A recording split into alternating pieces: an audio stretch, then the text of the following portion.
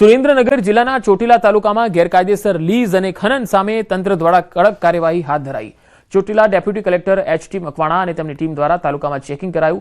ચોટીલાના વાવડી ગામની સીમમાં આવેલ જયવંતભાઈ હકુભાઈ વાડાની લીઝમાં અનેક ગેરરીતિઓ સામે આવતા લીઝને સીલ કરાઈ, સીઝ કરી દેવામાં આવી અને 2 crusher plant, 2 Hitachi machine, 3 dumper અને 150 મેટ્રિક ટન સિલિકા સહિત કુલ 6.87 કરોડનો મુદ્દામાલ કબજે લેવામાં આવ્યો। ગેરકાયદેસર ખોદકામ કરનાર ભૂમાફિયાઓ સામે વસૂલાત અને લેન્ડ ગ્રેબિંગ એક્ટ હેઠળ કાયદેસરની કાર્યવાહી હાથ ધરાઈ।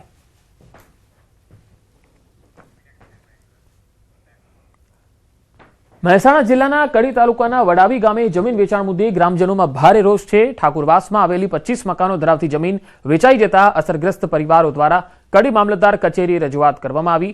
ગ્રામજનોએ રેવન્યુ સર્વે નંબર 1978ની જમીનની વેચાણ નોંધ રદ કરવાની માંગ કરી। સરકારી ઓડા સહાય હેઠળ બનેલા મકાનોની જગ્યા વેચાઈ હોવાનો આરોપ લગાડવામાં આવ્યો। નવા માલિક દ્વારા ફેન્સિંગ કરવામાં આવે તો 25 પરિવારો બેઘર થવાની ભીતિ પણ વ્યક્ત કરાઈ। અસરગ્રસ્ત પરિવારોએ ન્યાયની ગુહાર લગાવી। મહીસાગરના વાલાસિનોરમાં કમળાના કેસ સતત વધી રહ્યા છે। ડિસેમ્બર માસમાં કમળાના 324 કેસ નોંધાયા છે। શહેરના 34 વિસ્તારમાં 43 લીકેજ મળતા કમળાએ માથું ઊંચક્યું છે।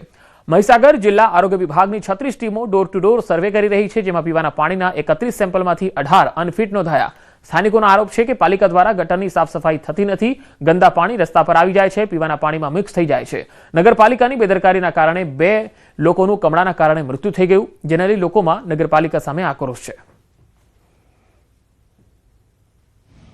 પાણીની જે ટાંકીનું સેમ્પલ છે એ પણ ફેલ છે અને ઠેર ઠેર ગટરો ઉભરાય છે। પાણીમાં ગટરનું પાણી મિક્સ થઈ જાય છે અને એના ખરેખર જે અમારા અહીંયા મને ખબર છે ત્યાં સુધી રોગચાળો ફેલાયો છે।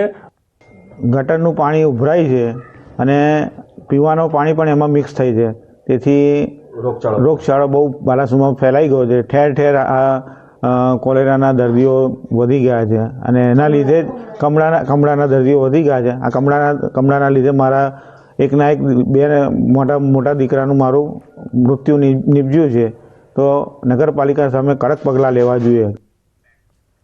ગુજરાતમાં શિક્ષણ ક્ષેત્રે લોક ભાગીદારીનું એક નવું અને ભવ્ય પ્રકરણ મહેસાણા જિલ્લાના કડી તાલુકાના ઘુમાસણ ગામે લખાયું છે।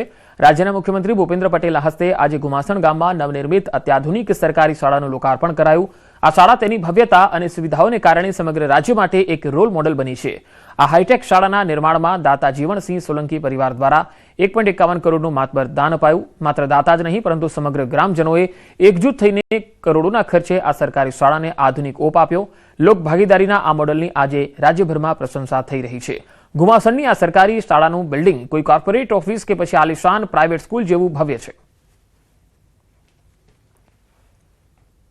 આજુબાજુના જિલ્લાના રાજ્યના પણ નાગરિકોને વિનંતી છે કે શાળાની મુલાકાત લે અને પોતાના ગામમાં જ આ વતનમાં માટી માથે ચડાવવા માટેની પ્રેરણા મળે અને જ્યાંથી ભવિષ્યના ભારતના નાગરિકોનું ઘડતર થવાનું છે એવા આ વિદ્યા મંદિર સૌ પોતાના ગામમાં બનાવે એની પણ પ્રેરણા ચોક્કસ મળશે। પંચમહાલ જિલ્લાના હાલોલ ખાતે આવેલી ગુજરાત નેચરલ ફાર્મિંગ સાયન્સ યુનિવર્સિટીમાં આંતરરાષ્ટ્રીય નેચરલ ફાર્મિંગ, નેચરોપેથી, યોગ, ધ્યાન અને આરોગ્ય પરિષદનું ભવ્ય આયોજન થયું। આંતરરાષ્ટ્રીય પરિષદ રાજ્યપાલ આચાર્ય દેવવ્રતના અધ્યક્ષ સ્થાને યોજાઈ। આ પરિષદમાં પ્રાકૃતિક ખેતી, સ્વસ્થ જીવનશૈલી, આરોગ્ય પ્રધાન અભિગમને પ્રોત્સાહન આપવા પર ખાસ ભાર મુકાયો। કાર્યક્રમમાં કેબિનેટ મંત્રી જીતુભાઈ વાઘાણી અને રાજ્યકક્ષાના મંત્રી રમેશભાઈ કટારા ખાસ ઉપસ્થિત રહ્યા। રાજ્યપાલ આચાર્ય દેવવ્રતે પ્રાકૃતિક ખેતીને માનવ સ્વાસ્થ્ય અને પર્યાવરણ માટે જરૂરી જીવન દ્રષ્ટિ ગણાવી યોગ અને ધ્યાન અપનાવવાનું આહવાન કર્યું। Natural farming, yoga, meditation, naturopathy અને આરોગ્ય એક્સપો એ આપણી પ્રાકૃતિક યુનિવર્સિટી જે પણ દેશની અને વિશ્વની પહેલી યુનિવર્સિટી આદરણીય વડાપ્રધાન નરેન્દ્રભાઈ મોદીના માર્ગદર્શન નીચે મહામહિમ રાજ્યપાલ જે સમગ્ર પ્રાકૃતિક ખેતી માટે પોતાનું જીવન સમર્પિત ન માત્ર ગુજરાત પણ દેશ માટે કર્યું છે।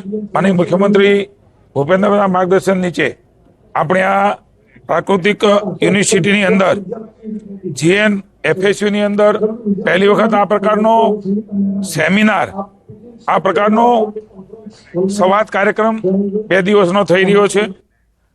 સુરેન્દ્રનગરના વઢવાણમાં ફૂડ ફેસ્ટિવલમાં લોકોની ભીડ ઉમટી। સુરેન્દ્રનગર મનપા દ્વારા વઢવાણના હવા મહેલમાં 3 દિવસીય ફૂડ ફેસ્ટિવલનું આયોજન થયું। અંદાજે 32,000થી વધુ લોકોએ ફૂડ ફેસ્ટિવલનો લાભ લીધો। ગુજરાતી, પંજાબી, ફાસ્ટ ફૂડ, દેશી ભોજન સહિત 22 સ્ટોલની વાનગીઓનો લોકોએ આનંદ માણ્યો. તમામ સ્ટોલ ધારકોને સારો વેપાર થતા વેપારીઓમાં આનંદનો માહોલ જોવા મળ્યો. આ જે સરકારે આયોજન કર્યું છે અત્યારનું જે બહેનો માટે બહુ સરસ કાર્ય કર્યું છે. એમાં બહેનોને વધારે પડતું પ્રોત્સાહન મળે અને અમારો સ્ટોલ ખાખરાનો છે. ખાખરામાં અમને બહુ સરસ રિસ્પોન્સ મળ્યો છે. જીરાના ખાખરા, મેથી, પાણીપુરી, દરેક ખાખરા અને દરેક બહેનો ખુશખુશાલ દેખાય છે બધી. આવો ને આવો ફરી અમને તક આપે એના માટે હું અપીલ કરું છું. બહુ જ સરસ રિસ્પોન્સ છે. મારે છે ને લીલા મુખવાસ, કચરિયું અને દલસાકડીને એનો બધો રાયતા મરચાંનો ધંધો કેવો રહ્યો? એકદમ બહુ મસ્ત, બહુ સપોર્ટ.